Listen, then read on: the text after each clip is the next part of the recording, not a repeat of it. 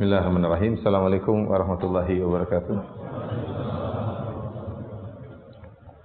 Alhamdulillahi ala ihsanih wa syukru lahu ala taufiqihi wa amtinanih wa asyhadu an la ilaha illallah wahdahu la syarika lahu ta'ziman li sya'nih wa asyhadu anna Muhammadan abduhu wa rasuluhu da'ila ridwani. Allahumma salli alaihi wa ala alihi wa ashabihi wa ikhwani. Hadirin dan hadirat yang dirahmati oleh Allah Subhanahu wa taala, alhamdulillah puji dan syukur kita panjatkan kepada Allah Subhanahu wa taala atas segala limpahan karunia yang terus-menerus Allah curahkan kepada kita.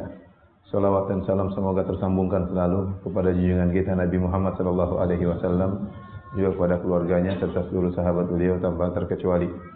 Pada hari ini adalah tanggal 10 Muharram yang dikenal dengan hari Asyura, ya.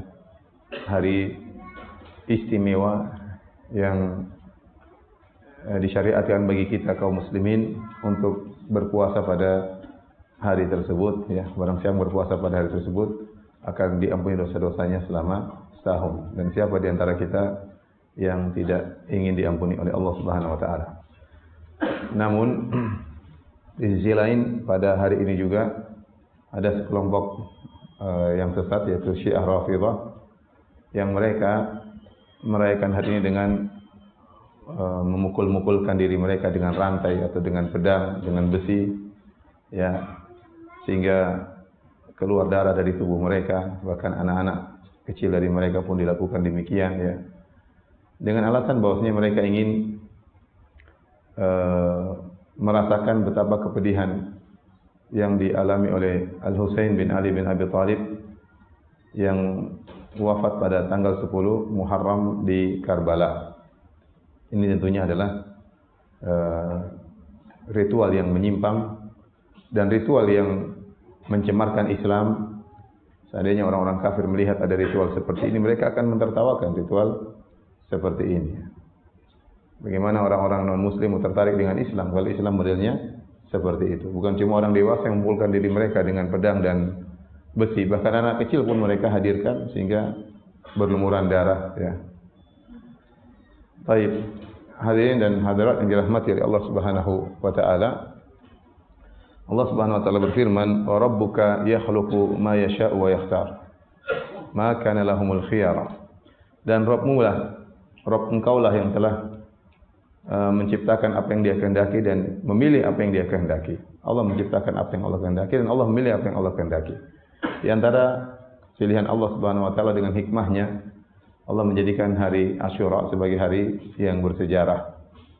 Hari Asyura, pada hari Asyura terjadi dua peristiwa besar dalam sejarah. Yang pertama adalah peristiwa ditenggelamkannya Fir'aun dan bala tentaranya, diselamatkannya Nabi Musa alaihissalam dari kejaran Fir'aun. Dan ini diriwayatkan dalam Sahih Bukhari dan Sahih Muslim dari Ibnu Abbas radhiyallahu anhuma, anna Rasulullah sallallahu alaihi wasallam qadima al-Madinah. Rasulullah sallam datang ke kota Madinah.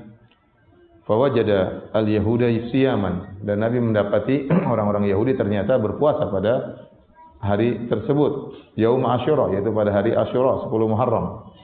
Faqala lahum Rasulullah sallallahu alaihi wasallam, maka Rasulullah sallallahu bertanya, "Ma hadzal yaumul ladzi tasumunahu?" Rasulullah sallallahu bertanya kepada orang Yahudi, "Hari apa ini? Kenapa kalian berpuasa pada hari ini?" Faqalu hadza yaumun azim. Kata mereka adalah hari yang agung.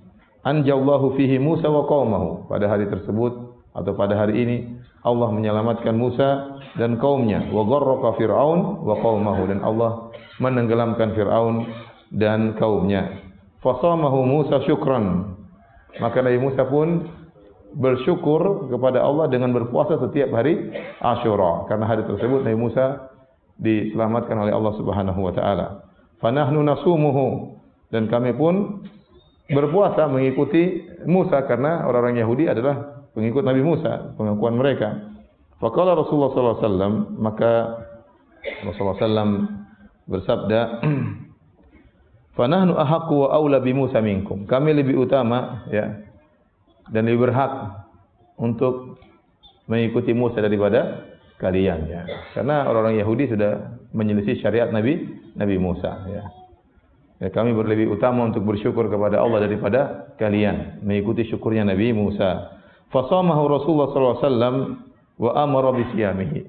maka Rasulullah SAW pun berpuasa setiap 10 Muharram dan Rasulullah SAW memerintahkan para sahabat untuk berpuasa pada 10 Muharram.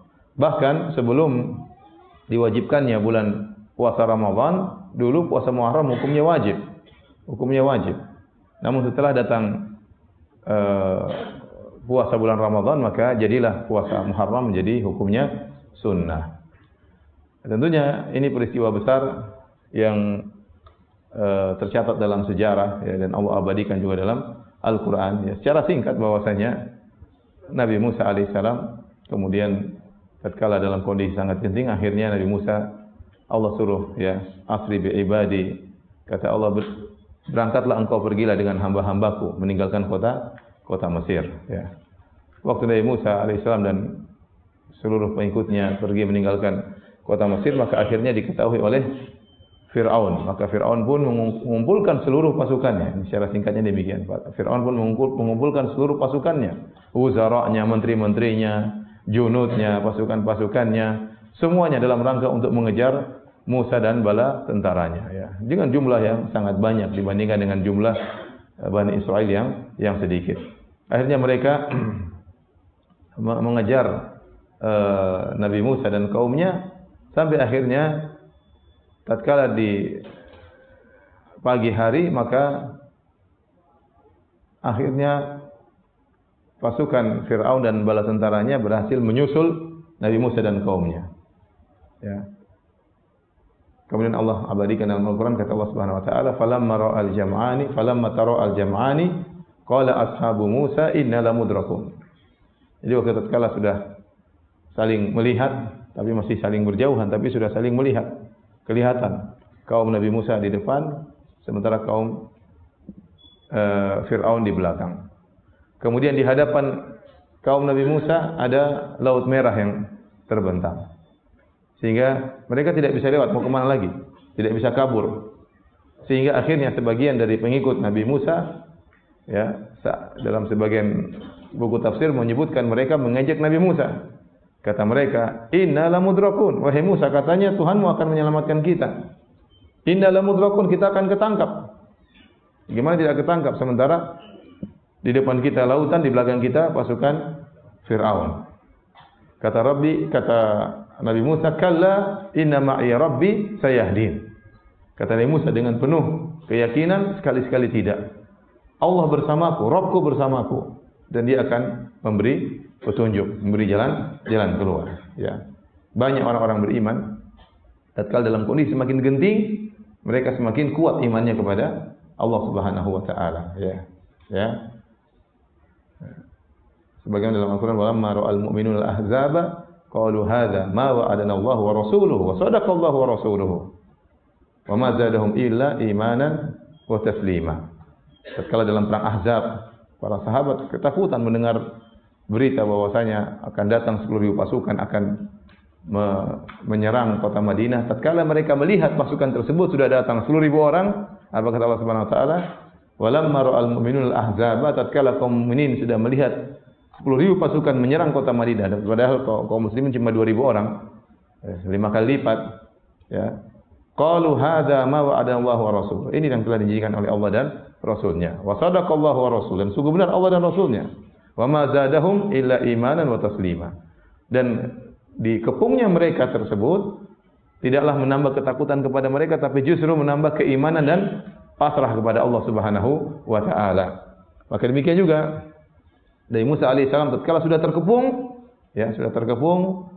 dari belakang kaum Fir'aun dan bala tentaranya dengan jumlah yang sangat banyak, dengan seluruh perlengkapan perang, sementara di depan Laut Merah kaum Nabi Musa tidak mungkin berperang, dalam kondisi lemah, tidak memiliki senjata untuk melawan. Tidak mungkin mereka melawan dan tidak berpikir untuk melawan.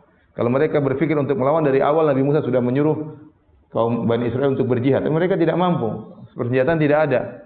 Ya, maka Nabi Musa bertahan sampai bertahun-tahun, sampai akhirnya Allah menyuruh Nabi Musa untuk pergi meninggalkan kota Mesir, karena tidak mungkin untuk melawan pasukan Fir'aun secara fisik, enggak mungkin. Maka justru dalam kondisi genting seperti itu Nabi Musa semakin yakin dengan berkata, kalla inna ma'iya rabbi sayahdin. Sekali-sekali tidak, sungguhnya Rabbku bersamaku dan Dia akan beri petunjuk. Dan akhirnya Allah merintahkan fadrib lahum tariqan fil bahri yabasan la takhafu darakan wala takhsha. Ya. Kata Allah Subhanahu wa taala, wahai Musa, pukulkanlah tongkatmu ke lautan tersebut. Maka lautan tersebut akan terbuka, ya. Dan jalan yang ada di lautan tersebut akan langsung mengering. Kau tidak perlu khawatir akan ketangkap dan tidak usah takut. Maka Nabi Musa dengan iman yang kuat, maka dia pun memukulkan tongkatnya di laut merah tersebut, maka lautan terbuka. Fanfalaqa fakana kullu firqin ka taudil azim. Maka kemudian lautan terbuka dan mengarah ke atas seperti gunung. Jadi ombaknya tidak mengalir tapi mengalir ke atas, mengalir ke atas. Ini pertama.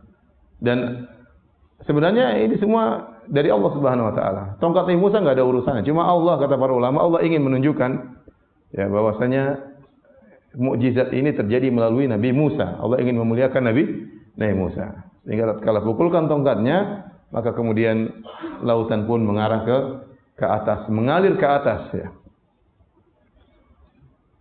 Ibnu Katsir rahimahullah dalam tafsirnya menyebutkan bahwasanya Allah bukan cuma buka satu pintu, tapi Allah buka 12 pintu. Jadi 12 apa? 12 pintu. Kenapa 12 pintu? Karena kalau dibuka cuma satu pintu, nanti khawatir apa? Terlambat. Sementara pasukan Fir'aun terus mengejar. Ya. Kalau dibuka 12 pintu, jadi air semua mengalir ke atas, ada 12. Dan kata Ibnu Katsir bahwasanya meskipun air mengalir ke atas, tapi Allah buat lubang-lubang di antara aliran tersebut. Sehingga di antara suku-suku tersebut bisa saling melihat. Karena Bani Israel ada 12 suku. Bani Israel ada 12 suku. Masing-masing suku melewati lorongnya masing-masing. Kemudian Allah menjadikan tanah yabasan, langsung kering. Kalau seandainya tidak kering, mereka akan susah untuk melangkah. Kita tahu kita jalan di pantai susah atau tidak? Susah jalan di pantai, kaki masuk dan berat. Apalagi itu ada orang tua, orang anak sakit, anak kecil. Enggak keburu kalau jalan harus dalam kondisi basah. Maka Allah langsung menjadikan tanah seketika itu pun menjadi kering. Sehingga mereka mudah untuk menapaki lautan. Akhirnya mereka pun jalan sampai akhirnya begitu semuanya selamat, baru pasukan Fir'aun baru sampai di tepi pantai yang ini. Kaum muslimin yaitu Musa dan kaumnya sudah keluar semua dari tepi pantai yang lain, ya. Waktu Nabi Musa ingin memukulkan tongkat kembali agar pantai tertutup, maka Allah bilang jangan dulu. Fatrukil bahra rahwan innahum jundun mughraqun, ya. Kata Allah jangan dulu pukulkan apa? Tongkat, biarin lautan terbuka. Mereka akan tenggelam. Waktu lautan masih terbuka, maka pasukan Fir'aun bingung lewat atau tidak. Fir'aun katanya ente Tuhan, lewat dulu. Kata Ibnu Katsir, fatajallada Fir'aun. Maka Fir'aun pun jaga image, ya. Gengsi, sok Tuhan. Padahal dia tahu dia manusia biasa, dia tahu dia bukan Tuhan. Hanya kesombongan saja. Dia tahu dia dulu kecil, tidak bisa apa-apa. Dia tahu dia juga sakit, dia juga lapar, dia juga haus, dia juga tidur. Dia tahu dia bukan Tuhan. Tapi kalau dia menipu kaumnya, maka dia tajallad, maka dia menyabarkan dirinya, ya, jaga image di depan orang, masa saya mundur, ya. Akhirnya dia maju duluan. Dia maju di tengah-tengah lautan, dia maju dan laut masih terbuka karena memang Allah suruh biarin terbuka. Sampai tengah, maka dia berkata, wahai kaumku, lihat laut terbuka untukku. Mereka dibodoh-bodohin lagi. Mereka akhirnya apa? Masuk. Begitu masuk, sudah sampai semua masuk, maka Nabi Musa mukul tongkatnya kembali, maka mereka pun tenggelam. Ya. Disebutkan waktu dalam Al-Quran, waktu Fir'aun akan meninggal, maka dia bersyahadah. Walamma adrakul gharaku qala amantu annahu la ilaha illalladzi amanat bihi banu Israil wa ana minal muslimin. Waktu dia akan tenggelam, maka dia langsung bersyahadah. Asyhadu an la ilaha illallah. Aku bersaksi bahwa tidak ada yang berhak disembah kecuali Tuhannya Banu Israil, Tuhannya Bani Israil, yaitu Allah Subhanahu wa taala. Tapi apakah bermanfaat? Jawabannya tidak. Karena maut sudah di hadapan mata, tidak bermanfaat. Nyawa sudah di kerongkongan, tidak ada manfaatnya. Innallaha yaqbalu taubatal 'abdi ma lam yugharghir. Allah tidak menerima taubat seorang hamba selama nyawa belum di kerongkongan. Di kerongkongan enggak ada manfaatnya. Ya. Maka dia mengatakan la ilaha illallah. Ya, disebutkan dalam hadis yang hasan dihasankan oleh Syekh Albani rahimahullah taala, malaikat Jibril jengkel lihat Firaun ini. Firaun komat kamit la ilaha illallah illallah. Khawatir nanti diampuni oleh Allah ya. Karena Allah itu sangat baik. Allah itu Maha Rahmat. Jangan-jangan Firaun diampuni, repot. Dan malaikat Jibril tidak mau. Malaikat Jibril lebih tahu Allah daripada kita. Malaikat Jibril lebih tahu tentang kemaha rahmatan Allah daripada kita. Maka malaikat Jibril waktu Firaun mulai komat kamit, maka malaikat Jibril ambil pasir, masukin pasir ke mulut Firaun. Biar enggak sempat lagi komat kamit, astagfirullah, astagfirullah. Bahaya. Akhirnya tewaslah Firaun, tidak diterima tobatnya, ya. Kata Allah, "Al-an wa qad afaita qablu wa kunta minal mufsidin." Sekarang baru kau sadar wahai Firaun, sebelumnya kau melakukan kerusakan. Yauma nunajjika bibadilika litakuna liman khalfaka ayah. Wa inna katsiran minan nasi an ayatina laghafilun. Maka kata Allah Subhanahu wa taala, pada hari ini kami selamatkan jasadmu wahai Firaun agar menjadi pelajaran ya, bagi manusia. Karena banyak orang-orang sudah ditampakkan ayat-ayat kami namun mereka tetap aja lalai. Teguran sudah banyak. Bencana, sakit, ya, musibah, ya. Teguran banyak ya. Kekurangan ekonomi, kekurangan ini, kehilangan keamanan, kehilangan ketentraman, ya. Tetapi tetap saja manusia bermaksiat. Itu sifat manusia. Maka Allah menampakkan tubuh Firaun. Semua pengikutnya tenggelam dalam Laut Merah. Firaun tubuhnya muncul. Ya. Disebutkan dalam sebagian buku tafsir bahwasanya pengikut Nabi Musa sebagian mereka yang bandel-bandel, Yahudi brengsek ini. Sebagian mereka bandel, sebagian mereka taat, sebagian mereka bandel. Mereka bilang, "Hei Musa, mana Firaun? Mati itu enggak?" Jangan-jangan enggak mati, ya. Ya, artinya Firaun kalau tubuhnya hilang, orang akan bilang dia belum mati. Mungkin dia jalan-jalan kemana, mungkin ketemu Nyi Rokidul, kita enggak tahu. Jadi Allah tampakkan jasadnya, munculkan jasadnya. Tuh Firaun ini yang dulunya sombong, angkuh, merasa dirinya Tuhan, paling hebat, paling top, paling segalanya. Mungkin tidak ada orang paling sombong seperti Firaun. Tidak ada orang sombong paling seperti Firaun. Tidak ada orang ngaku Tuhan paling sombong seperti apa? Firaun. Iblis saja tidak pernah ngaku sebagai Tuhan. Mungkin iblis juga kaget, Firaun ngaku Tuhan. Udah kelewat batas ini. Iblis nggak pernah ngaku sebagai Tuhan. Jadi ini orang yang sombong seperti ini ternyata tewas juga. Ya, kemana perginya kesombongan dia, kehebatan dia hilang semuanya dengan hanya ditenggelamkan oleh Allah dalam lautan. Tatkala ombak bergejolak dia tidak bisa berbuat apa-apa. Ya, betapa lemah manusia. Nah, hari itu tanggal 10 Muharram, hari Asyura. Maka Nabi Musa alaihissalam setelah mengetahui diselamatkan oleh Allah Subhanahu wa taala, Firaun ditenggelamkan, maka dia pun berpuasa setiap tahun sebagai bentuk syukur kepada Allah Subhanahu wa taala dan diikuti oleh Nabi sallallahu alaihi wasallam untuk berpuasa setiap 10 Muharram. Alhamdulillah pada kesempatan hari ini juga kita diizinkan oleh Allah untuk masih bisa berpuasa pada tanggal 10 Muharram. Semoga puasa kita diterima oleh Allah Subhanahu wa taala dan dia mengampuni dosa-dosa kita selama setahun. Baik, hadirin hadirat yang dirahmati Allah. Ini peristiwa pertama dan dengan adanya peristiwa ini maka disyariatkan bagi kaum muslimin untuk berpuasa setiap 10 Muharram. Dan qadarullah pada tahun 61 Hijriah, itu sekitar 50 tahun setelah wafatnya Nabi Rasulullah SAW, 11 Hijriah, Rabiul Awal. Pada tahun 61 Hijriah terjadi peristiwa juga yang sangat menyedihkan, peristiwa yang sangat tragis, yaitu terbunuhnya cucu Nabi SAW Al-Husain bin Ali bin Abi Thalib radhiyallahu taala anhuma. Ya. Dan kita tahu bahwasanya Al-Husain sangat dicintai oleh Nabi sallallahu alaihi wasallam. Nabi sallallahu alaihi wasallam sangat sayang kepada cucu-cucunya tersebut. Ya. Oleh karenanya Nabi sallallahu alaihi wasallam mencium mereka berdua. Nabi sallallahu alaihi wasallam suatu hari sedang berkhutbah di atas mimbar, tahu-tahu Hasan dan Husain berjalan terjatuh-jatuh, pakai baju terjatuh-jatuh, mungkin keinjak bajunya terjatuh-jatuh. Maka Nabi SAW menghentikan khutbahnya turun dari mimbar untuk menggendong dua cucunya tersebut. Ya, sampai khutbah beliau hentikan untuk menggendong siapa? Dua cucunya. Ya, sallallahu alaihi wasallam. Dalam hadis Rasulullah SAW sedang salat, tahu-tahu ada salah seorang cucunya Hasan atau Husain. Nabi lagi sujud, tahu-tahu dia naik di atas pundak Nabi sallallahu alaihi wasallam. Jadikan Nabi sebagai kuda-kudaan. Akhirnya para Nabi sujudnya panjang. Para sahabat juga ikut sujud panjang. Mereka, Nabi kok sujudnya lama ini?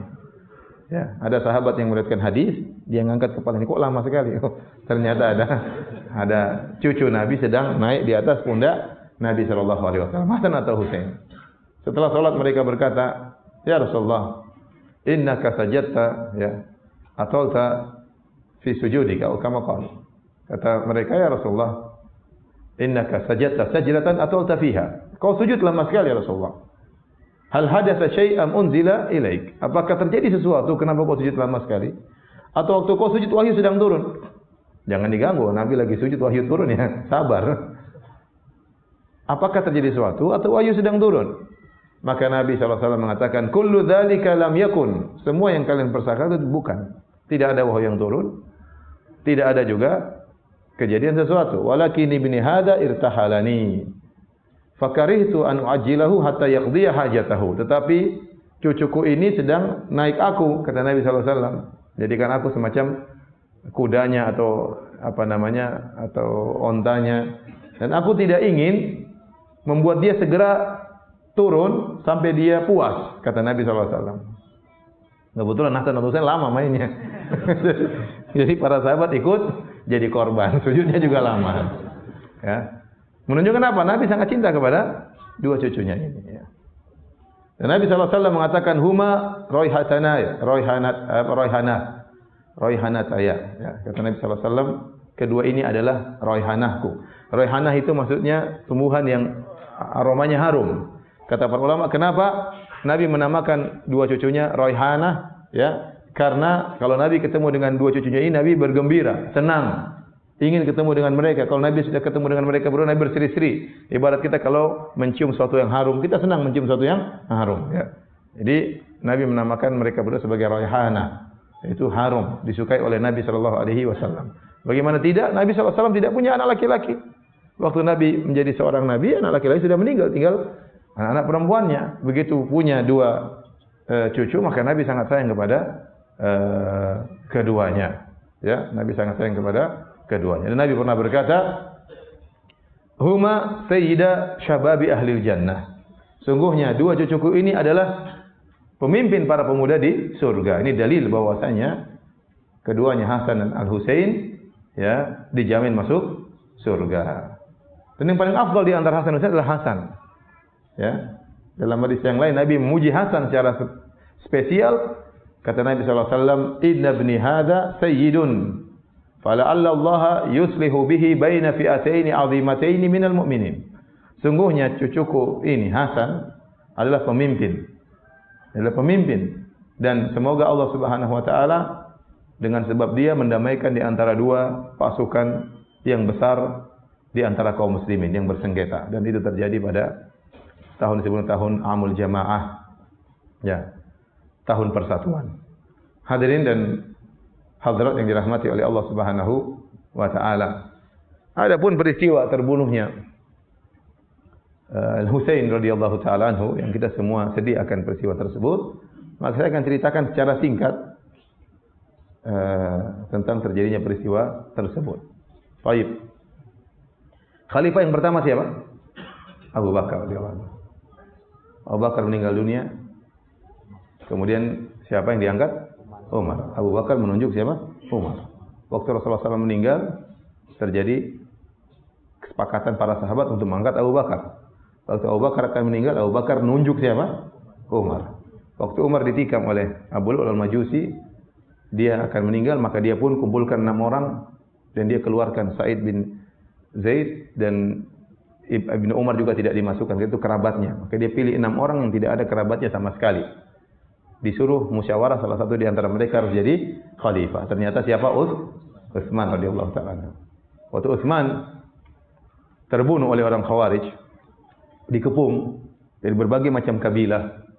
Ya, sekitar ada 2.000 orang dikepung dalam rumahnya, dilarang tidak boleh untuk menjadi imam salat. Dia salat di rumah, enggak boleh keluar rumah. Bahkan sebagian disebutkan dilarang tidak dikasih air sehingga dia harus apa? Tayammum, ya. Utsman dan Rasulullah sudah kabarkan bahwa dia akan mati syahid. Sebagaimana Umar juga mati syahid. Dan kata para ulama demikianlah Allah menghendaki mereka meninggal dalam kondisi syahid agar mereka dapat pahala syuhada, agar mendapatkan pahala syuhada. Maka Utsman pun tidak ingin dia tidak cinta kepada khilafah. Dia tidak cinta kepada dunia, ya. Dia sangat pemalu, akhlak sangat mulia, sangat berhusnudzon, ya. Sampai-sampai begitu mulianya akhlaknya sampai kata Nabi sallallahu alaihi wasallam, "Ala astahi mimman yastahi minhu al-malaika." Kenapa aku tidak malu kepada orang yang malaikat saja malu kepada dia, yaitu siapa? Utsman. Malaikat makhluk yang mulia sampai malu sama Utsman, menunjukkan Utsman akhlaknya sangat mulia. Oleh karenanya begitu Nabi anaknya meninggal, Ruqayyah meninggal dan itu suaminya, istrinya Utsman, Nabi nikahkan lagi Utsman dengan putrinya yang lain, Ummu Kalsum. Waktu Ummu Kalsum meninggal, Nabi mengatakan, seandainya saya punya putri yang ketiga, saya akan nikahkan lagi dengan siapa? Utsman radhiyallahu taala anhu. Dan dia orang sangat husnudzon. Sampai sebagian masyayikh atau sebagian ulama ada yang berkomentar, Utsman berhusnudzon tidak pada tempatnya karena dia husnudzon kepada orang-orang Khawarij. Saking dia baiknya, ya, dia sampai husnudzon padahal mereka buat makar untuk apa? Untuk bunuh dia. Dan akhirnya dia dikepung sekitar 2.000 orang. Mulai datang para sahabat. Para sahabat itu berpecah-pecah. Ada yang lagi hajian. Itu waktu musim haji. Ada yang lagi hajian. Ada yang lagi tinggal sudah menetap di kota-kota lain. Sehingga yang ada di kota Madinah rata-rata anak-anak sahabat. Ada Hasan, ada Husain, ada Ibnu Umar, ada Ibnu Abbas dan yang lainnya. Anak-anak sahabat. Maka mereka datang ke Utsman dan mereka siap berperang. Kata dia, Utsman, kita siap mati untuk membela engkau. Para sahabat Utsman enggak. Yang menganggap aku masih pemimpinnya, yang masih lahu sam'un wa ta'ah, masih taat kepadaku, buang senjatanya. Jangan. Dilarang. Jadi mereka ingin membela Utsman, Utsman larang. Utsman enggak mau. Dan dia tahu bahwa dia akan mati syahid. Dia tidak mau, sudah enggak usah. Tapi dia juga tidak mau menyerahkan kepemimpinan dia kepada mereka. Karena kalau dia serahkan kepemimpinan kepada mereka, akan timbul sunnah, ditegur oleh sahabat yang lain.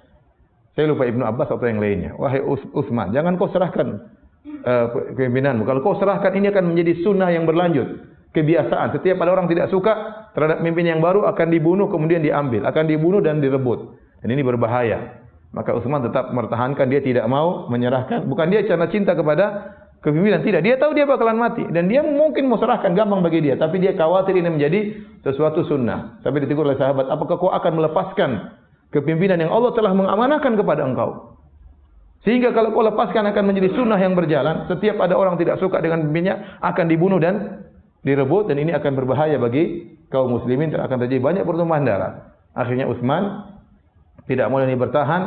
Ya, akhirnya mereka masuk dalam rumahnya dan dia baca Quran.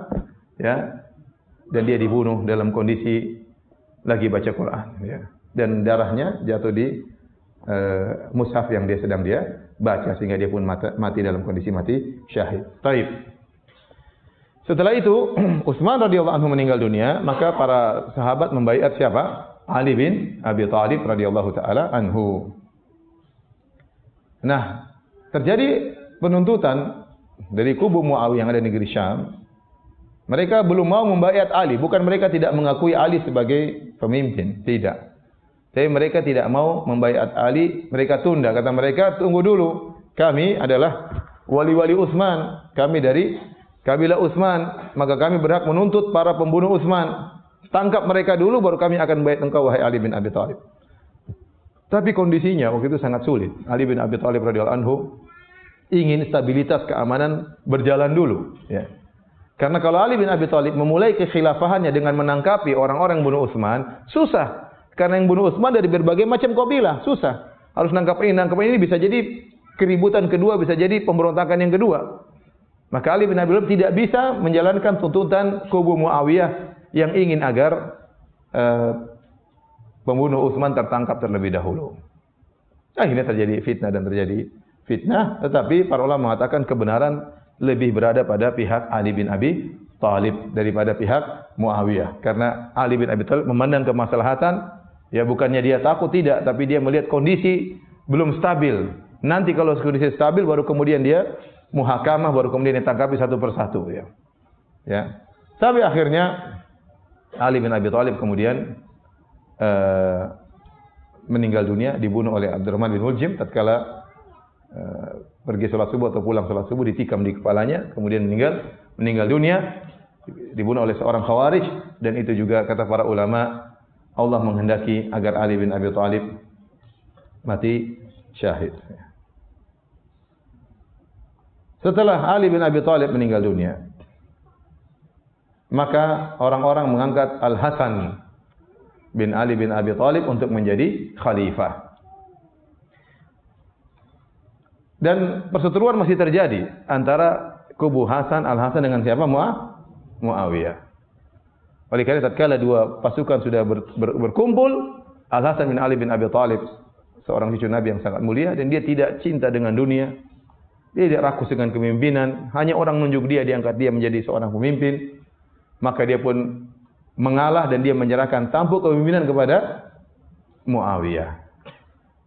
Yang itu pada tahun 41 Hijriyah, yang dikenal dengan Amul Jamaah, yaitu tahun persatuan. Setelah dia memegang kepemimpinan selama 6 bulan. Dan Nabi SAW pernah bersabda, khilafatun nubuwah salasuna sanah, thumma yu'tillahu mulkahu may yasha. Kata Nabi SAW, khilafah kenabian itu 30 tahun. Artinya direkomendasi oleh Allah Subhanahu wa taala. Setelah itu Allah memberikan kekuasaannya kepada yang Allah kehendaki. Dan kekhilafahan nubuwah berakhir dengan Al-Hasan yang menyerahkan tampuk kepemimpinan kepada Muawiyah. Jadi Abu Bakar menjadi khalifah selama 2 tahun 3 bulan. Umar bin Khattab menjadi khalifah selama 10 tahun 2 bulan. Ya. Kemudian siapa? Utsman bin Affan, ya, 20 tahun 4 bulan, ya. Kemudian Ali bin Abi Thalib 4 tahun 9 bulan, ya. Utsman 12 tahun 4 bulan. Kemudian Ali bin Abi Thalib 4 tahun 9 bulan. Ini berarti baru 29 tahun 6 bulan. 6 bulannya siapa tadi? Al-Hasan. Maka sempurnalah kekhilafahan sampai Hasan terakhir 30 tahun. Yang kata Nabi, khilafatun nubuwah salasuna sanah. Khilafah nubuwah 30 tahun. Dan Hasan akhirnya pimpinan dipegang oleh Muawiyah radhiyallahu taala anhu, dan betapa banyak, ya, prestasi yang dilakukan oleh Muawiyah setelah itu dengan kekurangan dan kelebihannya, tapi kelebihannya sungguh banyak. Dan dia adalah seorang sahabat, pernah menjadi sekretaris Nabi sallallahu alaihi wasallam, dan dia adalah ipar Nabi sallallahu alaihi wasallam karena saudarinya Ramlah binti Abi Sufyan adalah istri Nabi sallallahu alaihi wasallam, ya. Dan Muawiyah terlalu banyak keutamaannya, dan ini dibahas dalam buku tersendiri. Para hadirin yang dirahmati Allah Subhanahu wa taala, Hasan meninggal diracun. Setelah itu dia jadi rakyat biasa, ya. Kemudian dia meninggal pada tahun 49 Hijriah. Dia menyerahkan kepemimpinan kepada Muawiyah pada tahun berapa? 41, dan meninggal pada tahun 49. Peristiwa Al-Hasan bin Ali bin Abi Thalib yang menyerahkan kepemimpinan kepada Muawiyah ini dibingungkan oleh orang Syiah. Orang Syiah pada bingung menghadapi peristiwa ini. Kenapa bingung? Karena ada dua kontradiktif yang sulit mereka untuk kompromikan. Yang pertama, mereka meyakini bahwasanya Muawiyah kafir. Mereka meyakini Muawiyah kafir. Bahkan mereka menjadikan permusuhan kepada Muawiyah ini sebagai iman yang sangat tinggi. Ya. Yang kedua, mereka meyakini seluruh imam mereka yang 12 itu enggak mungkin salah, semuanya maksum, enggak mungkin salah. Di antara imam 12 tersebut, imam pertama adalah Ali bin Abi Thalib, imam kedua adalah Hasan, imam ketiga baru Al-Husain, imam keempat baru Ali Zainal Abidin, sampai imam ke-12 yang sekarang sembunyi di Sirdab, tidak keluar-keluar, sudah 1200 tahun sembunyi. Ya. Nanti katanya keluar belakangan, ya. Saya khawatir yang keluar nanti Dajjal itu, bukan imam mereka. Ya. Jadi kata mereka 12 imam ini semuanya maksum, tidak mungkin salah. Termasuk yang tidak mungkin salah siapa? Al-Hasan. Ya, timbul pertanyaan, Al-Hasan imam mereka, imam kedua, tidak mungkin salah. Sementara Muawiyah apa? kafir menurut mereka. Paham? Ini kita bicara akidah mereka. Menurut mereka Muawiyah kafir, menurut mereka Hasan tidak mungkin apa? Salah. Nah, ternyata Hasan menyerahkan kepemimpinan kepada Muawiyah. Mereka bingung, ini gimana ini? Masa Hasan yang tidak mungkin salah menyerahkan kepemimpinan kepada orang kafir? Mereka bingung ini menghadapi kontradiksi ini. Yang benar kita mengatakan Muawiyah sahabat tidak kafir dan Hasan mungkin saja salah, dan dia benar tatkala itu karena sudah direkomendasi oleh Nabi. Kata Nabi, "Inna ibni hadza sayyidun, fala Allah yuslihu bihi baina fi'atain 'azimatain minal muslimin." Cucuku ini atau anakku ini, putraku ini adalah pemimpin, dan semoga Allah menjadikan dia sebab bergabungnya dua pasukan besar dari kaum mukminin, dan itu terjadi pada tahun 41 Hijriah.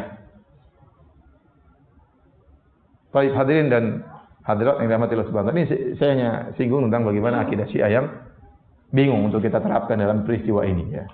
Kalau ternyata Muawiyah kafir berarti Hasan ngawur dong, masa kasih kepemimpinan kepada pemimpin yang tidak sah. Orang kafir berhak jadi pemimpin atau tidak? Tidak, masih kasih pemimpin kepada orang kafir. Yang benar Hasan benar dan Muawiyah muslim, sahabat. Apa susahnya? Gitu aja kok repotnya. Baik, kita lanjutkan. Nah, Hasan meninggal dunia diracun. Dikunjungi oleh adiknya Al-Husain. Hasan ini mirip dengan Nabi sallallahu alaihi wasallam. Abu Bakar pernah menggendong Hasan, dia mengatakan syabihun bin Nabi la syabihun bi Ali. Hasan ini mirip dengan Nabi, tidak mirip dengan Ali. Dan Ali yadhak, Ali tertawa. Kenapa? Karena Abu Bakar sayang kepada Hasan, digendong Hasan sambil dia bercanda, syabihun bin Nabi la syabihun bi Ali. Ini Hasan mirip Nabi, bukan mirip ente ya Ali. Kira-kira begitulah. Ali tertawa ya. Baik. Kemudian waktu Hasan diracun, datanglah Husain, "Wahai akhi, siapa yang telah meracunimu?" Kata Hasan, "Buat apa?" "Saya ingin membunuhnya." "Kau ingin membunuhnya?" Kata, "Iya, saya ingin membunuhnya." Kata Hasan, "Saya tidak akan menyampaikan kepada engkau siapa yang meracuniku." Lihat, Hasan itu pemaaf ya. Kalau orang, "Iya, bunuh itu, cincang dia." Hasan tidak, dia maaf, ya udahlah, sudahlah, selesai urusan. Ya. Kalau ternyata yang saya duga telah meracuni saya, ya, Allah akan balas lebih parah daripada kita. Kalau ternyata bukan dia, hanya dugaan saja, repot ya. Jangan sampai terbunuh orang yang ternyata tidak bersalah. Hasan selesai dia. Dunia itu ringan bagi dia. Makanya disebutkan bagian Hasan sangat sederhana, sangat tawadhu, sangat ya, kemuliaannya banyak. Hasan bin Ali. Tetapi Hasan ini disebutkan dia adalah orang yang menikah cerai karena orang senang menikah dengan siapa? Hasan. Kenapa? Cucu Nabi dong. Mau diceraikan enggak ada masalah. Dinikahkan, nanti dia mau cerai enggak ada masalah. Orang nawarkan anaknya kepada siapa? Hasan. Karena dari Hasan akan muncul keturunan siapa? Rasulullah SAW. Sebagaimana dari Husain juga akan muncul keturunan Nabi Sallallahu Alaihi Wasallam. Oleh karenanya orang-orang yang menyatakan diri mereka adalah habaib, itu ada dari dua keturunan, dari keturunan Hasan, dari keturunan siapa? Husain. Ya. Kalau antum jangan coba-coba, ini kecerai. Yang nawarin juga siapa? Baik. Hadirin dan hadirat yang dirahmati Allah Subhanahu wa taala, maka setelah Hasan menyerahkan kepemimpinan kepada Muawiyah, maka Muawiyah pun menjadi pemimpin ya. Dan Muawiyah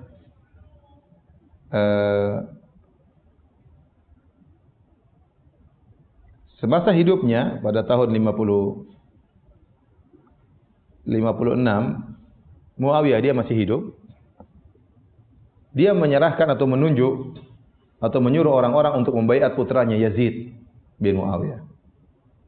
Dan dia masih hidup ya. Meninggal tahun 60 Hijriah. Jadi sekitar 4 tahun sebelum beliau meninggal radhiyallahu anhu, maka dia pun menyerahkan kepemimpinan kepada putranya atau dia menyuruh orang untuk membaiat putranya Yazid bin Muawiyah. Dan ini kata para ulama, meskipun ijtihad dari Muawiyah, namun dinilai oleh sebagian ulama kekeliruan. Muawiyah mungkin memandang dengan putranya yang menjadi khalifah, maka stabilitas keamanan lebih terjamin, lebih terjaga. Namun dia menyelisihi kebiasaan orang-orang sebelumnya, salafnya dia selisihi. Karena kita lihat dalam masalah pemilihan khalifah, waktu Nabi meninggal, Nabi tidak menunjuk seorang pun, tapi Nabi hanya mengisyaratkan. Kata Nabi, iktadu bil ladaini min ba'di, ikutilah dua orang setelahku, Abu Bakar dan Umar. Ada isyarat bahwasanya itu Abu Bakar. Waktu Nabi sakit, siapa yang jadi imam salat? Abu Bakar. Sehingga isyarat. Ada yang mengatakan itu nas, ada yang mengatakan isyarat. Tapi intinya Nabi tidak pernah melafalkan, ya, kalau saya meninggal jadi Khalifah Abu Bakar. Tapi subhanallah, para sahabat dengan cara aklamasi kemudian akhirnya memilih siapa? Abu Bakar. Ini metode pertama dengan kesepakatan. Metode kedua, penunjukan. Abu Bakar menunjuk siapa? Umar. Dan Umar adalah orang yang paling mulia tatkala itu, orang yang paling saleh, paling bertakwa. Semua orang tahu tidak ada yang paling bertakwa kecuali Umar di zaman tersebut. Abu Bakar menunjuk dan tidak ada hubungan keluarga antara Abu Bakar dengan Umar sama sekali. Waktu Umar meninggal dunia, Umar memilih 6 orang. Ini juga orang mulia, termulia di zaman tersebut. Tetapi Umar tidak memasukkan seorang pun dari kerabatnya. Tidak ada seorang pun dari kerabatnya. Maka 6 orang tersebut. Ya. Maka kata para ulama, seharusnya Muawiyah mengikuti salah satu dari 3 langkah ini. Tapi ternyata dia menyelisihi orang-orang sebelumnya. Dia menunjuk seorang yang merupakan apa? Kerabatnya. Bukan cuma kerabatnya, bahkan putranya sendiri. Dan putranya saya masih muda waktu itu. Yazid waktu menjadi khalifah umur masih 34 tahun.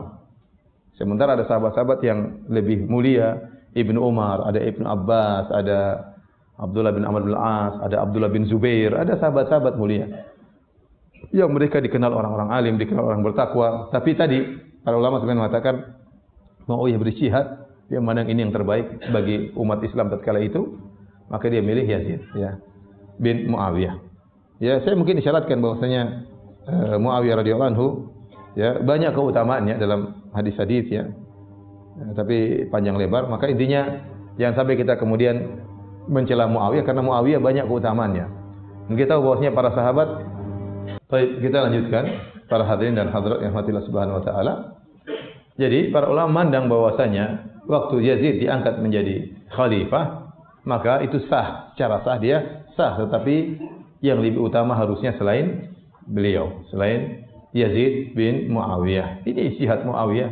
Ada hal-hal yang dilihat oleh Muawiyah mungkin tidak kita ketahui, namun kata para ulama di antaranya dia ingin menjaga stabilitas keamanan di mana orang-orang semua sudah tentram dengan masa keemasan Muawiyah, karena di zaman Muawiyah banyak sekali ekspansi Islam, semakin sebar di mana-mana sampai terjadi peperangan sana sini, sehingga negara Islam semakin meluas. Banyak keberhasilan yang dilakukan oleh Muawiyah. Waktu Yazid bin Muawiyah diangkat menjadi khalifah dan dia di negeri Syam, ya, Al-Hasan bin Ali dan Abdullah bin Zubair di Madinah, dan mereka tidak mau atau belum membaiat Yazid. Tatkala mereka diminta secara khusus untuk membaiat Yazid, kalau Muawiyah mereka baiat, ya. Tapi Yazid waktu diminta untuk dibaiat, maka diminta kepada Abdullah bin Zubair. Abdullah bin Zubair berkata, aku pikir dulu malam ini. Aku akan kabarkan pendapatku nanti. Faqalu na'am, kata mereka, ya sudah, kita tunggu. Tatkala malam hari, ternyata dia pergi meninggalkan kota Madinah menuju Mekah. Dia tidak membaiat siapa? Yazid. Dia pergi ke Mekah. Mungkin dia mandang mungkin tidak pantas atau dia memang tidak berhak. Intinya ini pendapat Abdullah bin Zubair. Kemudian mereka datang kepada Al-Husain bin Ali. Diminta juga untuk baiat. Al-Husain masih hidup, ya, di kota Madinah. Kata Al-Husain, inilah ubayyu sirran. Aku tidak mau membaiat secara sembunyi-sembunyi. Tetapi saya ingin membaiat di hadapan banyak orang. Bikin kondisi orang-orang banyak baru saya baiat. Kata mereka, iya, kita akan siapkan kondisinya agar kau baiat di hadapan banyak orang, biar orang lihat semuanya. Tatkala malam hari dia berubah pikiran, dia pergi juga menuju ke Mekah, menyusuli siapa? Abdullah bin Zubair. Sehingga dua orang ini tidak membaiat Yazid. Tatkala penduduk Irak, penduduk Kufah, ya, mengetahui bahwasanya Husain, dan mereka sangat cinta kepada Ahlul Bait. Ya, mereka ini pengikut Ali. Penduduk Irak ini pengikut apa? Ali, para penolong Ali. Ya. Mereka mengetahui bahwasanya Husain tidak membaiat Yazid, maka mereka pun mengirim surat kepada Husain. Pergilah ke Irak, kami akan bayat engkau. Pergilah ke Irak, kami akan bayat engkau. Husain tidak peduli sebelumnya. Tetapi akhirnya surat banyak sekali datang. Sampai 500 surat datang dari Irak, semuanya minta agar Husain datang ke Irak untuk dibayat. Tatkala surat begitu banyak, akhirnya Husain mengirim sepupunya Muslim bin Aqil. Kita tahu Abu Thalib punya anak laki-laki 3, yaitu Aqil, Ja'far, Ali. Ada satu lagi saya lupa siapa ya. 4 kalau nggak salah, tapi 3 di antaranya Aqil, Ja'far dan apa? Dan Ali. Ya. Husain anaknya Ali, Muslim bin Aqil anaknya Aqil. Ya. Maka dia pun mengirim sepupunya Muslim bin Aqil bin Ali bin Abi Thalib, Muslim bin Aqil bin Abi Thalib untuk mengecek kondisi yang sungguhnya. Maka berangkatlah Muslim bin Aqil menuju Irak. Ya. Tatkala itu di Irak yang menjadi gubernur adalah Nu'man bin Bashir, sahabat radhiyallahu anhu. Kemudian datanglah Muslim bin Aqil dan dia tinggal di rumahnya Hani bin Urwah. Dia tinggal di rumah Hani bin Urwah. Maka datanglah orang-orang menuju rumahnya Hani bin Urwah, berkelompok sendiri-sendiri, semua menyatakan baiatnya kepada Husain melalui Muslim bin Aqil. Semua menyatakan, saya baiat. Nu'man bin Bashir, sahabat ini tidak ingin ikut campur dalam fitnah, maka dia seakan-akan tidak mengetahui urusan, dia diam-diam saja. Padahal dia tahu ada gejolak seperti itu. Maka ada sebagian dari orang-orang Yazid lapor kepada Yazid bahwasanya Nu'man kayaknya cuek bebek, tidak peduli dengan apa yang terjadi di Irak. Bahwasanya ada penyusup namanya Muslim bin Aqil yang kemudian mengambil baiat masyarakat untuk baiat Husain. Akhirnya dikirimlah pengganti dari Nu'man bin Bashir, ya, yaitu Ubaidillah bin Ziyad sebagai gubernur kota Kufah, Al-Kufah. Yang sebelumnya dia juga adalah gubernur kota Al-Basrah, sehingga dia akhirnya menjadi gubernur 2 kota, Al-Kufah dan Al-Basrah. Yang jadi amir di situ. Kemudian Nu'man bin Bashir digantikan. Akhirnya Ubaidillah bin Ziyad datang ke Al-Kufah malam-malam. Waktu dia datang, mutalassiman, dia menutup wajahnya. Setiap dia melewati orang-orang, ya, maka dia pun beri salam kepada orang-orang. Assalamualaikum. Maka masyarakat semuanya menjawab, Waalaikumsalam ya ibna binti Rasulillah. Keselamatan bagi engkau. Waalaikumsalam wahai cucunya Rasulullah. Mereka menyangka yang datang ini Husain. Setiap dia menyalami orang, dia sengaja pakai wajah, semua orang menjawab, selamat datang, Waalaikumsalam wahai cucu Rasulullah sallallahu alaihi wasallam, wahai putranya Fatimah. Sehingga tatkala semua orang menjawab salam dengan jawaban seperti itu, maka Ubaidillah bin Ziyad sadar bahwa ini perkara sudah bahaya. Sampai semua orang sudah siap untuk membaiat siapa? Husain bin Ali bin Abi Thalib. Akhirnya dia pun mengatur rencana, maka dia mengirim seorang bernama Ma'qil untuk mengecek siapa yang mengatur ini semua. Ternyata yang mengatur siapa? Muslim bin Aqil, sepupunya Husain.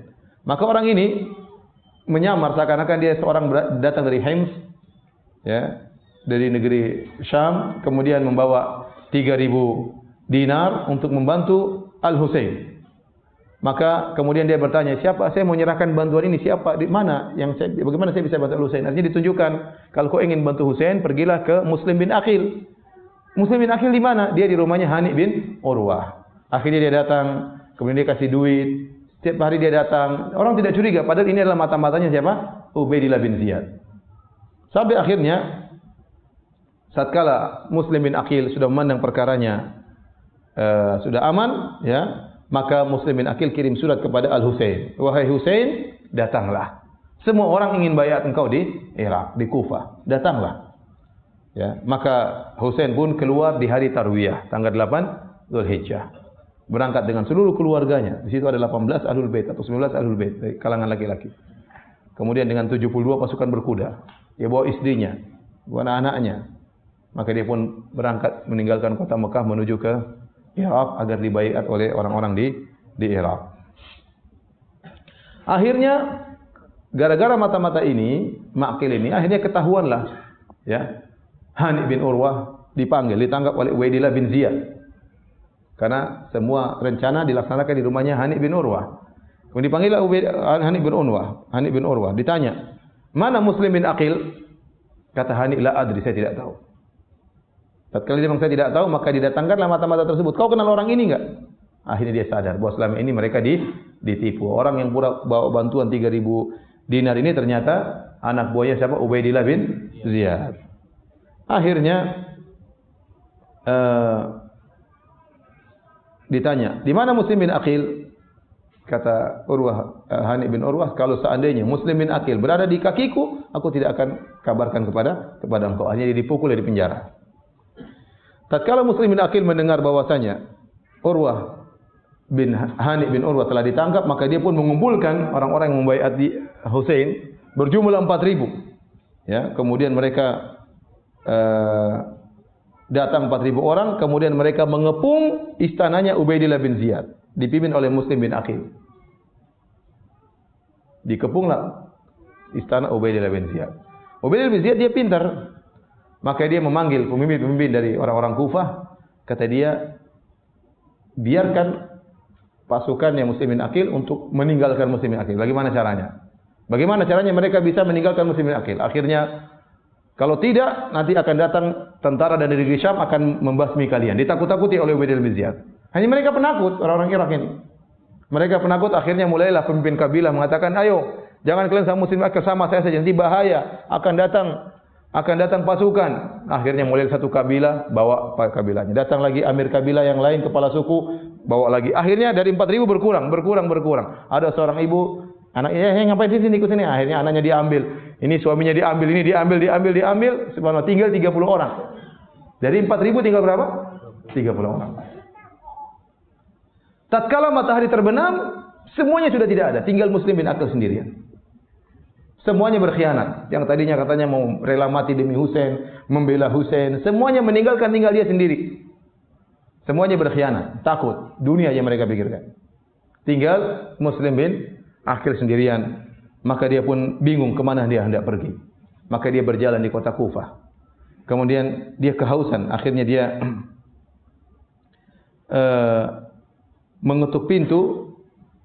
Ternyata seorang ibu-ibu. Kemudian dia minta minum. Kata dia, uridu ma'an, aku minta minum. Kemudian ibu ini heran. Dia mengatakan, siapa engkau? Kata dia, aku Muslim bin Aqil. Dikenal oleh mereka. Akhirnya disuruh masuk. Dikasih air minum. Ternyata anaknya ngelapor kepada Ubaidillah bin Ziyad. Akhirnya mereka menangkap Muslim bin Aqil. Ya. Dikirim 70 orang ngepung rumah tersebut. Akhirnya Muslim bin Aqil pun ditangkap. Akhirnya dilawan oleh Muslim bin Aqil. Dia sendiri lawan 70 orang. Tatkala dia tidak mampu, akhirnya ditangkap. Kemudian dibawa ke istananya Ubaidillah bin Ziyad. Tatkala ditanya oleh Ubaidillah bin Ziyad, kenapa engkau merontak seperti ini?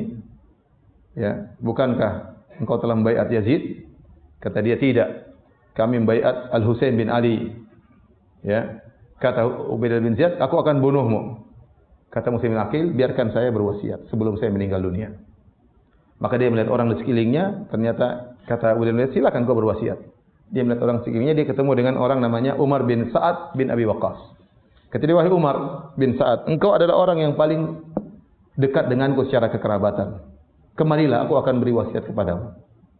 Kemudian dia pun pergi ke samping rumah. Kemudian dia mengatakan, wahai Umar, kirimlah surat kepada Husain. Suruh pulang, jangan sampai ke Irak. Ya.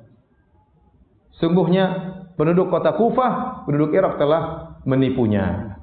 Dia menulis satu kalimat yang masyhur, dia tulis, irji' bi ahlika wala yaghurrannaka ahlul Kufah. Pulanglah, bawa keluargamu kembali ke kota Mekah dan jangan kau terpedaya dengan penduduk kota Kufah. Fa inna ahlal Kufah qad kadzabuk wa kadzabuni. Sungguhnya penduduk kota Kufah telah menipumu dan telah menipuku. Wa laisa likadzibin ra'yun, dan tidak ada pendapat harus kita dengar dari orang pendusta. Akhirnya dia terbunuh. Dia terbunuh tanggal 9 Zulhijjah, hari Arafah. Husain sudah keluar tanggal berapa? 8. Satu hari setelah dia keluar dari kota Mekah, Muslim bin Aqil pun dibunuh. Tatkala Husain keluar meninggalkan kota Mekah, dinasihati oleh para sahabat. Para sahabat tidak ingin Husain keluar menuju ke Irak. Yang menasihati di antaranya adalah Abdullah bin Umar, Ibnu Umar, Ibnu Abbas, Abdullah bin Amr bin Al-As, Abu Sa'id Al-Khudri, Ibnu Zubair, kemudian saudara sebapak Muhammad bin Hanafiyah. Jadi Ali punya menikah dengan istri yang lain, punya namanya Muhammad ibn Hanafiyah. Ya. Semuanya menasihati, jangan. Ibnu Abbas berkata, tatkala melihat Husain akan pergi meninggalkan kota Mekah menuju Irak, kata dia, "Laula an yuzriya bi wa bika nasu la syabbastu yadi fi ra'sika falam atruka tadhhab." Kalau seandainya kita tidak direndahkan oleh orang-orang tidak merendahkan aku dan merendahkan engkau, aku akan memegangkan tanganku di kepalamu dan aku tidak akan biarkan kau pergi. Jangan kau pergi. Sudah dinasihati, tapi tetap saja Husain berangkat. Ibnu Umar juga waktu mendengar Husain sudah keluar, dia kejar. Padahal Husain sudah berjalan dengan jarak perjalanan 3 hari. Dikejar oleh Ibnu Umar, disusulin, ditegur, ditanya, "Aina turid? Kemana kau hendak pergi wahai Husain?" Kata Husain, "Al-Iraq, saya ingin pergi ke Irak." Ya, kemudian Husain mengeluarkan tulisan risalah-risalah, surat-surat yang datang dari Irak ingin membaiat Husain. Kata Al-Husain, "Hadhihi kutubum wa bai'atuhum." Lihatlah ini wahai Ibnu Umar, inilah surat-surat mereka dan mereka telah membaiat aku. Mereka telah memperdaya Husain. Maka Ibnu berkata, "La ta'tihim." Kata Ibnu Umar, "Jangan kau pergi kepada mereka." Fa abal Husain ila an yadhhab. Akhirnya tetap saja Husain hendak pergi. Ibnu Umar ingatkan lagi, "Inni muhadditsuka hadisan." Wahai Husain, saya akan menyampaikan kepada engkau satu hadis. "Inna Jibril atan Nabiy sallallahu alaihi wasallam fa khayyaru bainad dunya wal akhirah." Sungguhnya Jibril telah datang kepada Muhammad sallallahu alaihi wasallam, kepada kakekmu. Dan Jibril telah memberi pilihan kepada Muhammad, dunia atau akhirat. Fakhtarul akhirah, dan kakekmu Rasulullah sallallahu alaihi wasallam memilih akhirat. Walam yuridid dunya. Dan Nabi sallallahu alaihi wasallam tidak ingin dunia. Wa innaka bid'atun minhu, dan engkau adalah salah satu darah dagingnya Rasulullah sallallahu alaihi wasallam. Wallahi la yaliha ahadun minkum abadan. Jangan ada seorang pun dari keturunan Nabi yang memegang kepemimpinan. Tidak usah pikir dunia, pikir akhirat. Wa ma sarafa Allah ankum ila lilladhi huwa khairun lakum. Apa yang Allah palingkan engkau untuk meninggalkannya menuju sesuatu yang lain, itu yang lebih baik. Enggak usah pilih khilafah. Itu dunia. Fa aba an yarji', dan tetap saja Husain bersikeras untuk berangkat ke Irak. Fa tanakahu Abdullah bin Umar. Maka Ibnu Umar pun memeluk Husain. Kemudian dia menangis. Kemudian dia berkata, "Astaudi'uka Allah min qatil." Aku menitipkan engkau kepada Allah, wahai orang yang akan terbunuh. Dia sudah curiga ini bakalan meninggal dunia. Demikian juga Ibnu Zubair, Abdullah bin Zubair menegur juga Husain, "Aina tadhhab? Kemana kau hendak pergi?" Kata Ibnu Zubair, "Tadhhabu ila qaumin qatalu abak wa ta'anu akhak." Kau ingin pergi kepada suatu kaum yang telah membunuh bapakmu, ya, karena Ali bin Abi Thalib juga dibunuh oleh mereka, pengkhianat. Dan telah meracuni saudaramu Husain Hasan, "La tadhhab." Jangan kau pergi. Tetapi Husain tetap bersikeras. Abu Sa'id Al-Khudri juga menegur. Ini sahabat yang masih hidup, yang sahabat-sahabat junior semua menegur Husain. Ya. Kemudian kata Abu Sa'id Al-Khudri, "Ya Abu Abdullah, inni laka nasihun wa inni alaikum musyfiq." Wahai Abu Abdullah Al-Husain, cucu Nabi, sungguhnya aku menasihati engkau dan aku kasihan sama engkau, khawatir kepadamu. Qad balagani annaka qad katabakum qaumun min syi'atikum bil Kufah yad'unaka ila al-khuruj ilaihim fala takhruj ilaihim. Aku sampai kabar kepadaku bahwasanya penolong-penolong kalian di Irak menulis surat kepadamu dan minta agar kau pergi menuju mereka. Jangan pergi kepada mereka. Fa inni sami'tu abaka yaqul fil Kufah. Sungguhnya aku pernah mendengar bapakmu Ali bin Abi Thalib pernah berkata tentang penduduk Kufah. Apa kata Ali? "Wallahi laqad malaltuhum wa abghadtuhum wa maluni wa abghaduni ma yakunu minhu wa fa'un qat. Wa man faza bihim faza bisahmil akhyab. Wallahi ma lahum niyyatun wala azmun ala amrin wala sabrun ala sayfin." Ali pernah berkata tentang penduduk Kufah. Ya, demi Allah, sungguh aku telah bosan dengan mereka dan mereka juga aku telah benci dengan mereka. Mereka pun telah bosan denganku dan mereka pun telah benci kepadaku. Tidak ada di antara mereka yang wafa, yang menunaikan janji. Siapa yang mendapati mereka maka dia telah mendapatkan saham yang sangat buruk, yang merugikan. Sungguh mereka tidak punya niat, tidak punya kesabaran, ya, tidak punya ketegasan dalam jihad, dalam urusan peperangan. Ali, ya, begitu menilai penduduk Kufah. Abu Sa'id Al-Khudri menasihati, akan tapi Husain tetap saja ingin berangkat. Kemudian juga ditegur oleh seorang namanya Farozdak, seorang penyair. Maka kemudian datang, ya, bertemu dengan tatkala Husain keluar, dia tengah jalan bertemu dengan Firasdak. Firasdak dari Irak. Maka Husain bertanya, "Min aina?" Qala min al-Iraq. Kata Firasdak, "Saya dari Irak." "Kaifa halu ahli al-Iraq?" Maka Husain bertanya, "Bagaimana kondisi penduduk Irak?" Kata Firasdak, "Qulubuhum ma'ak wa suyufuhum ma'a Bani Umayyah." Wahai Husain, hati mereka mencintaimu, tapi pedang mereka akan membunuhmu. Tetapi Husain tetap saja berangkat. Akhirnya Husain tatkala tiba di suatu tempat namanya Al-Qadisiyah, tiba-tiba datang risalah bahwasanya Muslim bin Aqil telah meninggal dunia, disuruh kembali. Waktu itu Husain ingin pulang. Sudah percuma. Sudah tidak ada orang di sana. Semua sudah berkhianat. Yang katanya membayar dia semuanya berkhianat. 4.000 orang semuanya pergi. Sepupunya sudah meninggal dunia. Waktu dia ingin pulang, ya, ternyata anak-anaknya Muslim bin Aqil, kerabat-kerabatnya tidak mau pulang.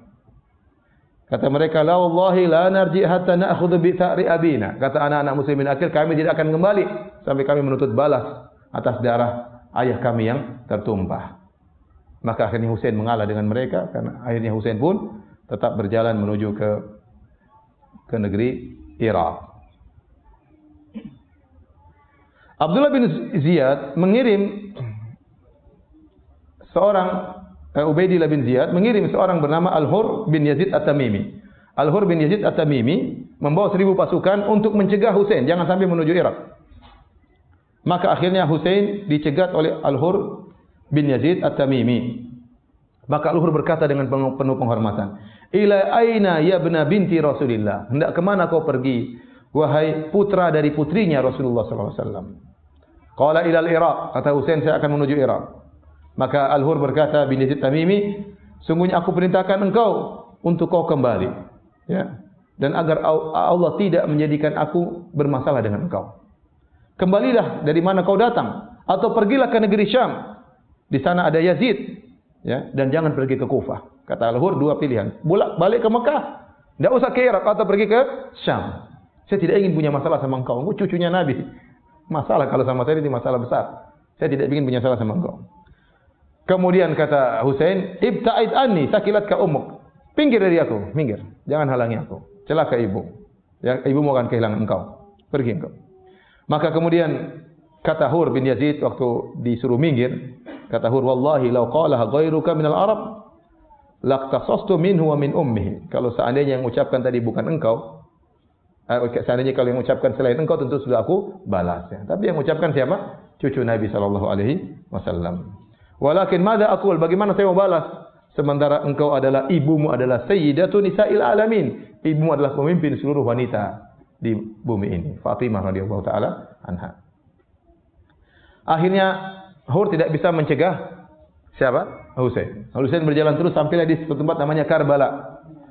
Waktu Husain sampai di Karbala di Irak, maka Husain bertanya, "Apa nama tempat ini?" Ada yang mengatakan Karbala. Kata Husain, "Karbun wa bala." Karb artinya malapetaka, bala artinya bencana. Ini adalah tempat penderitaan dan tempat bencana. Akhirnya Ubaidillah bin Ziyad mengirim pasukan yang lain, dipimpin oleh Umar bin Sa'ad, dan jumlah pasukan 4.000 orang.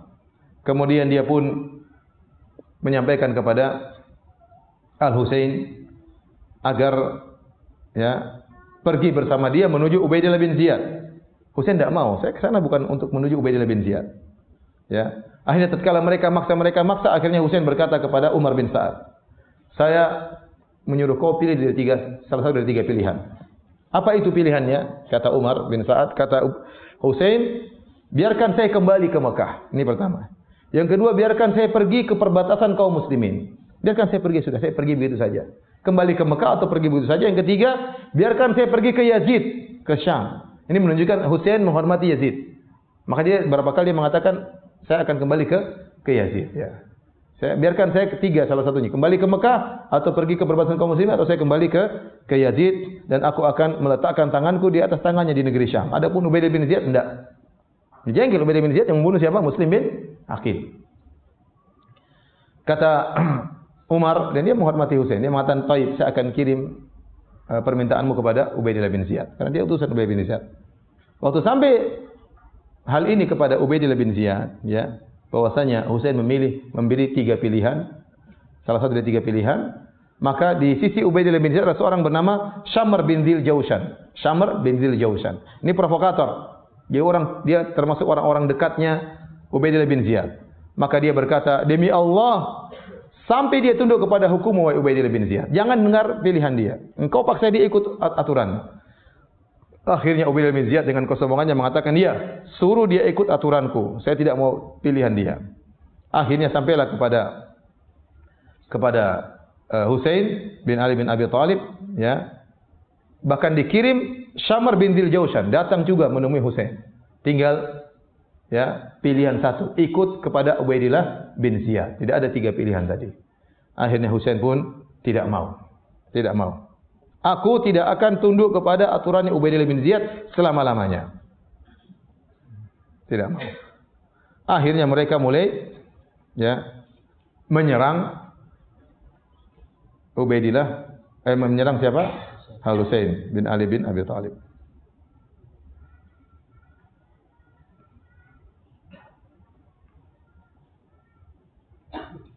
Waktu itu pasukannya Husain cuma 72 pasukan berkuda.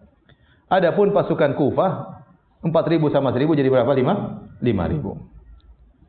Tatkala 2 pasukan sudah bertemu dan tidak imbang, 70 lawan 5.000. Ngapain juga ini ngirim sampai 5.000 orang? 70 orang pasukan sedikit. Jadi kan kesombongan Ubaidillah bin Ziyad. Ngirim 5.000 lawan 70. Buat apa lawan 70 orang? Butuh 5.000 pasukan. Ya. Kemudian Husain berkata kepada pasukannya Ubaidillah bin Ziyad, "Raji'u anfusakum hasibuha." Kalian periksa lagi diri kalian, hisablah diri kalian. Hal yasluhu lakum qitalu misli? Apakah pantas kalian bunuh orang sepertiku? Ana ibnu binti nabiyukum, aku ini adalah cucu nabi kalian. Wa laysa 'ala wajhil ardi ibnu binti nabiyyin ghairi. Tidak ada cucu nabi di atas muka bumi kecuali saya sekarang. Hasan sudah meninggal dunia. Waqad qala Rasulullah sallallahu alaihi wasallam li wa li akhi. Dia ingatkan hadis. Bukankah Nabi pernah bersabda tentang aku dan tentang saudaraku Hasan? Hadzani sayyida syababi ahlil jannah. Sungguhnya 2 cucuku inilah pemimpin pemuda di surga. Mulailah mereka diingatkan oleh Husain. Akhirnya 30 orang dari 5.000 itu, dari 5.000 orang membelot. Cuma 30 orang membelot kemudian bergabung dengan Husain dari pasukan Ubaidillah bin Ziyad. Di antara 30 orang tersebut adalah Al-Hur bin Yazid At-Tamimi yang tadi pemimpin 1.000 orang yang pertama. Yang dia bilang, bagaimana saya mau maki engkau wahai Husain sementara ibumu adalah pemimpin wanita di alam semesta. Akhirnya dia membelot, dia bergabung bersama Husain. Maka dikatakan kepada dia, engkau adalah pemimpin kami 1.000 pasukan. Engkau adalah pemimpin, kenapa sekarang kau membelot menuju Husain? Kata dia, wahai hakum, wallahi ini ukhayyiru nafsi bainal jannah wan nar. Celaka kalian, aku telah menghadapkan di hadapanku antara surga dan neraka. Demi Allah aku tidak akan, ya, meninggalkan surga menuju neraka meskipun tubuhku terpenggal-penggal, tercincang-cincang, meskipun tubuhku terbakar. Akhirnya kemudian Husain jadi pasukan jadi berapa? 100. 72 tambah 30. Setelah itu hari Kamis waktu mereka bertemu. Tiba waktu salat zuhur dan asar. Maka kemudian Husain waktu salat zuhur, mereka salat zuhur. Husain berkata, minkum imam wa minna imam. Kalian salat sendiri, kalian punya imam, kita salat sendiri. Kata mereka, lah. Ini pasukan 5.000 mengatakan, enggak. Kita antuk imam, kita jadi makmum. Ini mereka ya sebenarnya setengah-setengah ya, tapi ya bagaimana disuruh oleh Ubaidillah bin Ziyad. Kata Husain, ya sudah ente jadi imam sendiri, kita sendiri. Enggak. Bal nusalli khalfak.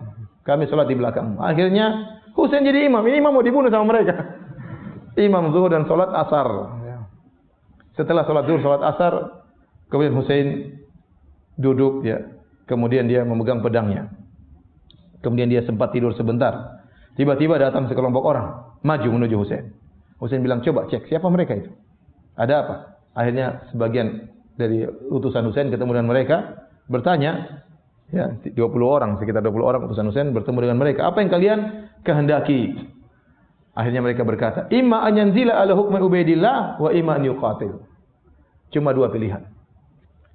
Tunduk kepada aturan Ubaidillah bin Ziyad atau dia berperang melawan kami. Enggak ada pilihan ketiga.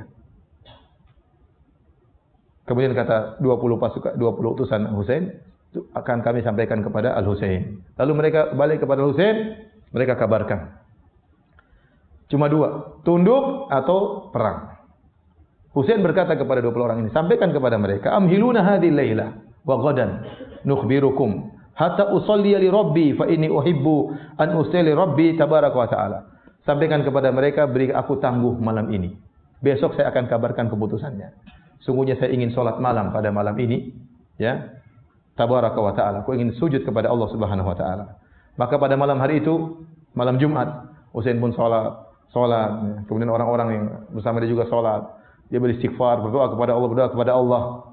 Sehingga akhirnya pada keesokan harinya hari Jumat pada tahun 61 Hijriah, tepat dengan hari Asyura, tanggal 10 Muharram, akhirnya Husain beri keputusan, saya tidak mau ikut dengan keputusan siapa? Ubaidillah bin Ziyad. Akhirnya, ya, terjadilah peperangan. Karena tidak seimbang 100 lawan 5.000, ya sudah, apa yang mereka inginkan? Ingin mati di hadapan Husain, membela cucu Nabi sallallahu alaihi wasallam. Waktu di perang, maka satu persatu meninggal di hadapan Husain, meninggal. Semuanya ingin meninggal di hadapan Husain. Ingin membela cucu Nabi sallallahu alaihi wasallam. Sehingga semuanya sudah meninggal, tinggal Husain sendiri. Dan tidak ada yang berani menyerang Husain. Ini cucu Nabi, membunuh bagaimana? Mereka takut. Husain sendirian. Dalam waktu yang panjang di siang hari bolong, tidak ada yang berani menyerang dia. Ya. Terus sampai akhirnya datang Syamr bin Zil Al-Jawshan, yang provokator Ubaidillah bin Ziyad. Kemudian dia memprovokasi manusia dan dia berkata, pasukan, waihakum sakilatkum ummahatukum ahitu bi waqtuluh. Celaka kalian, kepung dia. Artinya suruh tikam rame-rame, kepung dia. Akhirnya mereka mulai menyerang Husain melawan, dan banyak di antara mereka juga yang terbunuh. Ya. Akan tapi meskipun Husain sangat pemberani, tetap saja kalah dengan jumlah yang banyak. Akhirnya dia pun, ya, belum juga terbunuh, orang masih takut tikam Husain. Syamr berteriak lagi, waihakum madza tantazirun? Aqdimu. Apa yang kalian tunggu? Maju. Akhirnya mereka ramai-ramai menikam Husain. Akhirnya terbunuhlah Husain bin Ali bin Abi Thalib radhiyallahu taala anhu. Kemudian datang Syamr, dia pun nyembelih kepala Husain, dibawa kepada Ubaidillah bin Ziyad. Baik. Padahal Syamr ini dulu adalah anak buahnya Ali bin Abi Thalib. Waktu terjadi perang antara kubu Muawiyah dengan kubu Ali, ini Syamr ini anak buahnya Ali bin Abi Thalib. Mereka pengkhianat. Mereka ini orang Kufah ini pengkhianat. Ya. Akhirnya mereka membunuh cucu Nabi sallallahu alaihi wasallam. Oleh karena waktu ada orang-orang Irak datang kepada Ibnu Umar masalah haji, ditanya, "Wahai Ibnu Umar, kami sedang ihram. Bagaimana hukum membunuh nyamuk?" Kan ihram enggak boleh bunuh-bunuh nih. Enggak boleh bunuh berburu, enggak boleh bunuh hewan, enggak boleh hewan berburu. Bagaimana hukum bunuh nyamuk? Maka Ibnu Umar bertanya, "Kalian ini nanya-nanya bunuh nyamuk, kalian nanya hukumnya. Bunuh cucu Nabi enggak nanya-nanya hukumnya apa?" Oh iya, bunuh Husain enggak nanya-nanya, bunuh nyamuk tanya hukumnya apa? Ini warak tidak pada tempatnya. Mereka membunuh Husain bin Ali bin Abi Thalib. Yang terbunuh bersama Husain banyak. Ya. Di antaranya Husain sendiri.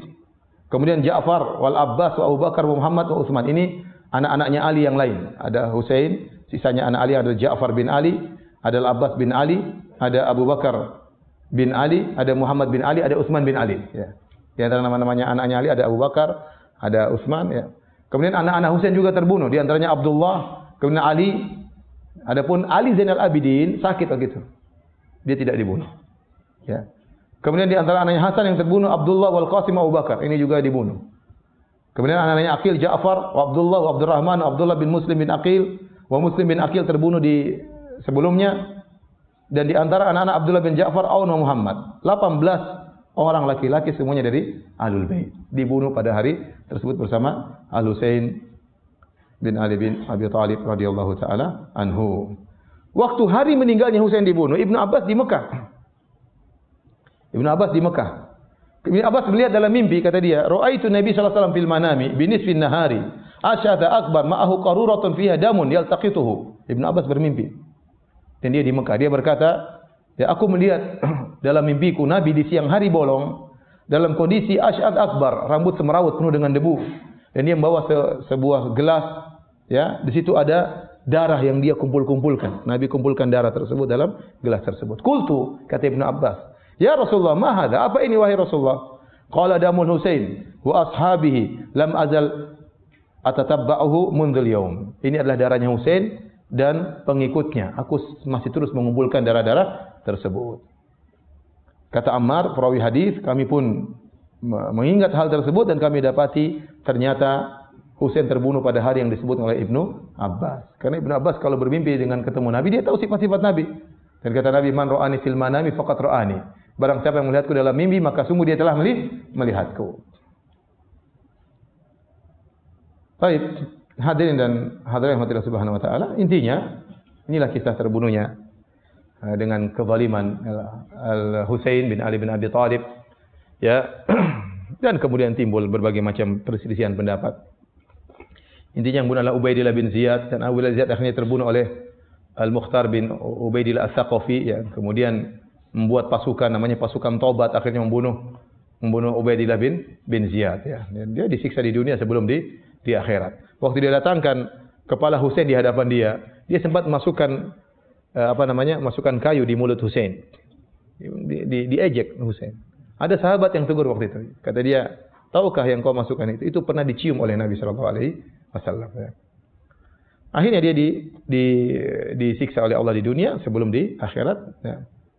Baik, hadirin dan hadirat rahmatillah subhanahu wa taala, setelah terjadinya kasus Husain ini, terbunuhnya Husain radhiyallahu taala anhu, maka muncullah di zaman sekarang orang-orang Syiah yang mereka kemudian merayakan setiap 10 Muharram dengan memukul-mukul tubuh mereka. Kata mereka ingin merasakan bagaimana penderitaan Husain tatkala disayat-sayat oleh banyak orang.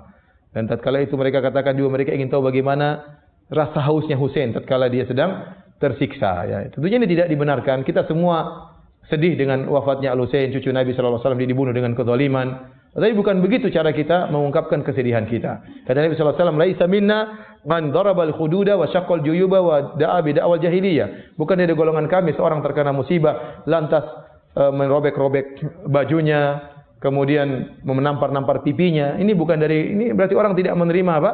Menerima takdir. Sedih boleh, nangis boleh, tapi pada sampai tingkatan merobek baju, mengeluhkan wajah, apalagi sampai memukulkan pedang di kepalanya, sampai berdarah, memukulkan rantai, ini semua menunjukkan ketidaksabaran. Ini tidak menunjukkan sikap protes terhadap Allah Subhanahu wa taala. Telah meninggal orang-orang lebih hebat daripada Husain. Ya. Rasulullah SAW meninggal. Sedih. Hari yang paling menyedihkan wafatnya Nabi SAW.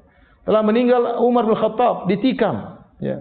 Telah meninggal Utsman, dibunuh, ditikam. Ali bin Abi Thalib ditikam di kepalanya. Namun tidak ada yang merayakan hari kematian siapa? Ali bin Abi Thalib. Orang-orang itu lebih hebat daripada Husain.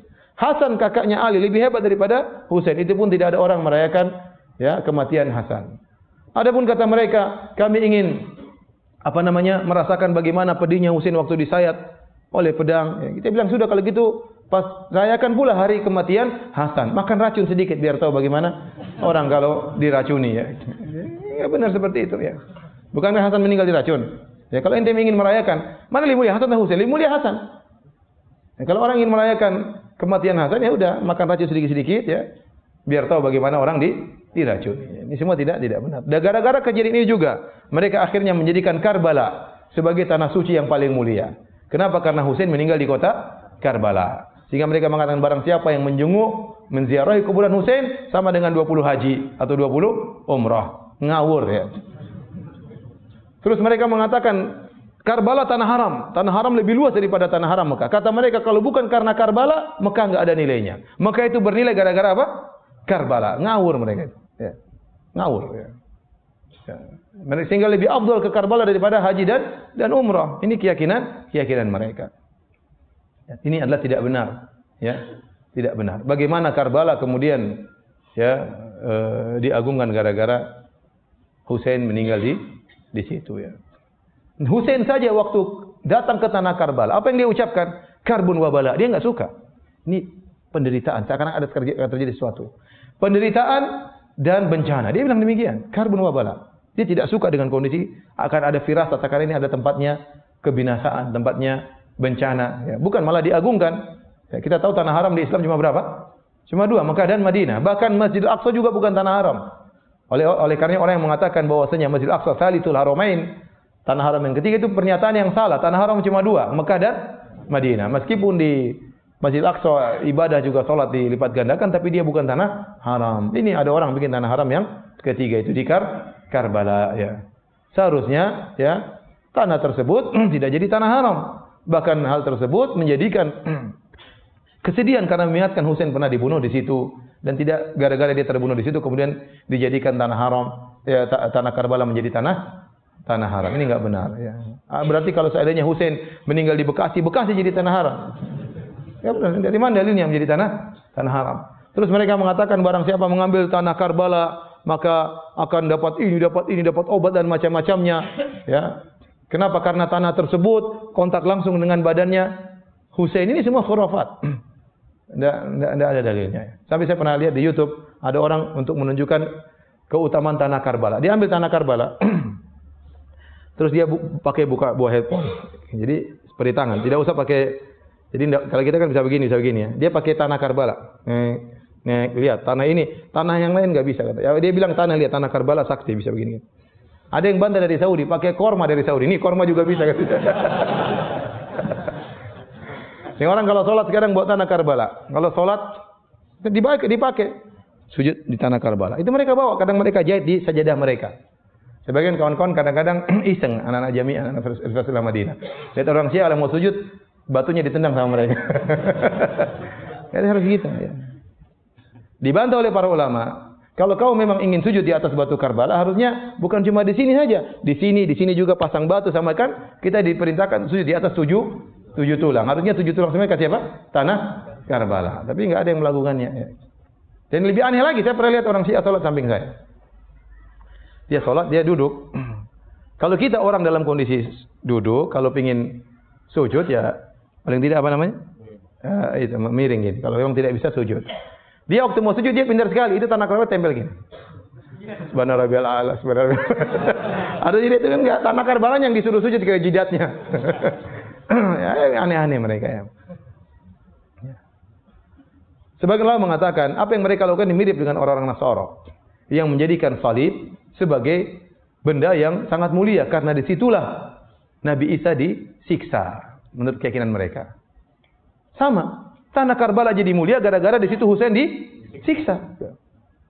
Harusnya Anda kalau melihat salib Anda benci. Ya. Karena inilah di mana Nabi Isa disiksa. Ini malah jadi diagung-agungkan sehingga salib diagung-agungkan karena itu tempatnya Nabi Isa disiksa. Sampai ada yang bantah seandainya Nabi Isa meninggal di kursi listrik, mungkin kursi listrik dipasang karena meninggal di kursi listrik. Baik, demikian saja kajian kita. Waktu sudah habis ya. Semoga Allah senantiasa beri hidayah kepada kita semua. Semoga puasa kita diterima oleh Allah Subhanahu wa taala. Subhanakallah bihamdik asyhadu an la ilaha illa anta astaghfiruka wa atubu ilaik. Assalamualaikum warahmatullahi wabarakatuh.